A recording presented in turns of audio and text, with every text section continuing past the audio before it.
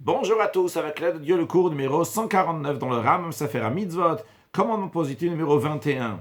L'ordre qui nous est enjoint de craindre le temple énormément, de manière qu'on va fixer dans notre cœur la crainte et la peur, ce qu'on appelle le Mora Migdash, la crainte du temple. Comme la Torah dit, ou Migdash itira, ou mon temple vous allez craindre. Quel est le critère de cette crainte? C'est comme il est écrit dans le Sifra. Ezeu Mora, c'est quoi la crainte? Ne pas rentrer dans le temple avec son bâton de voyage, avec ses chaussures, avec son sous-vêtement, le vêtement qu'on met sur la peau pour prendre la transpiration, ne pas rentrer dans le mont du temple avec la poussière qu'il y a sur ses pieds, ne pas en faire un raccourci pour passer d'un endroit à l'autre, raccourci, on passe à travers le mont du temple, et évidemment, à plus forte raison, ne pas cracher là-bas. C'est déjà expliqué dans plusieurs endroits dans le Talmud qu'il est strictement interdit de s'asseoir dans la Hazara, dans le parvis du temple. Uniquement les rois de la lignée de David ont le droit de s'asseoir là-bas. Et quelle est la raison de cela aussi? C'est parce que la Torah dit « Au Migdash itira, vous allez craindre mon temple ». Et ça, c'est une obligation. Ça s'applique toujours, même de nos jours, que à cause de nos fautes, le temple est détruit.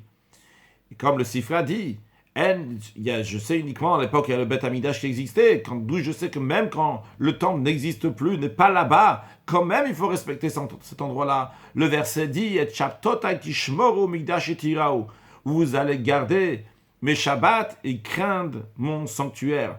Quel rapport, pourquoi on met juste à pause, garder le Shabbat avec craindre le sanctuaire, le temple? La réponse, elle est de la même manière que garder le Shabbat, ça c'est à l'éternité. De la même manière, craindre le temple, c'est aussi à l'éternité.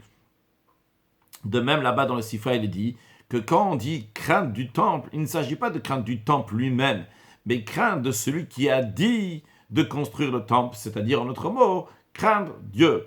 À noter que le Rambam, dans son livre de Sefer Haya, dans le Mishneh Torah, il dit que cette crainte-là s'exprime dans des expressions lorsqu'on va faire des choses. C'est-à-dire qu'ici, le Rambam parle uniquement de la notion qu'on va craindre Akadosh Baruch Hu, on va craindre Dieu à travers ce Beth Amidash, le temple. Il n'y a pas des actions particulièrement à faire. Par contre, dans son livre, il explique aussi, donc il explique d'une autre manière qu'il faut faire donc des choses aussi.